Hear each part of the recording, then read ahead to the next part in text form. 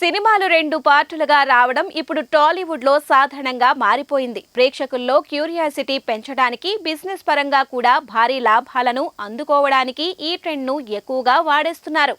Full meals లాంటి cinema అంటూ hype పెంచేస్తూ సగం ముద్ద తినిపించి మధ్యలో ఆపేయడం ప్రేక్షకులను కొంత నిరాశపరుస్తోంది. రెండో పార్ట్ ఎప్పుడు వస్తోందా అని ఎదురు చూసే హీరో దర్శకుల మధ్యలో ఇంకో సినిమాను లైన్లో పెట్టడం మరింత ఫ్రస్ట్రేషన్ తెచ్చిపెడుతోంది. ఇక ఇప్పుడు మైత్రి మూవీ మేకర్స్ ప్రశాంత్ నీల్ మళ్లీ రెగ్యులర్ స్ట్రాటజీలోకి దిగారు. ఎన్టీఆర్ మూవీ కూడా ఇదే పద్ధతిలో రెండు పార్టులుగా చేయబోతున్నారనే చర్చ తెరపైకి వచ్చింది. మైత్రి సంస్థ భారీ సినిమాలను మార్కెట్ చేయడంలో ప్రత్యేకమైన ప్లాన్ తో ముందుకు వెళ్తోంది. సినిమా మొదలయ్యే ముందే ఓ గ్రాండ్ హైప్ క్రియేట్ చేస్తోంది. ఆ హైప్ పెరిగాక అప్పుడు కథలు రెండు పార్టులుగా విడుదల చేసి రిలీజ్ చేసేలా ప్లాన్ చేస్తోంది.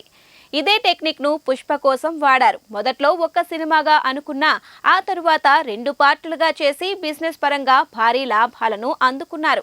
ఇప్పుడు ఇదే ప్లాన్ ఎన్టీఆర్ నీల్ సినిమాలకు సెట్ చేస్తున్నారని టాక్ వస్తోంది. ఇప్పటికే దర్శకుడు నీల్ కేజీఎఫ్ సలార్లతో ఈ ఫార్ములాను గట్టిగానే వాడేశాడు. ఇక ఎన్టీఆర్ తో కూడా అదే రూట్లో వెళ్తున్నట్టు తెలుస్తోంది.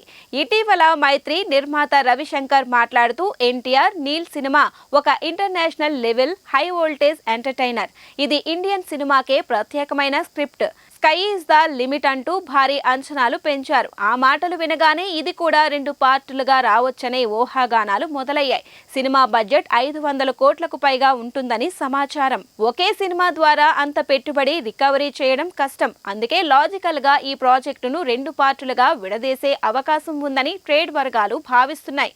ఇక ప్రేక్షకులకు ప్రధానంగా వచ్చే అసంతృప్తి మాత్రం కథను మొత్తం చెప్పకపోవడమే. తొలి పార్ట్లో అసలు కథ కదలదు. అసలు యాక్షన్ వచ్చే వరకు సినిమా ముగిసిపోతుంది. రెండో పార్ట్ కోసం మరో 3-4 ఏళ్లు వేచి చూడాల్సి వస్తుంది. ఇప్పటికే దేవరా, కల్కి, సలార్ సినిమాలకు సెకండ్ పార్ట్ లీడ్ వేశారు.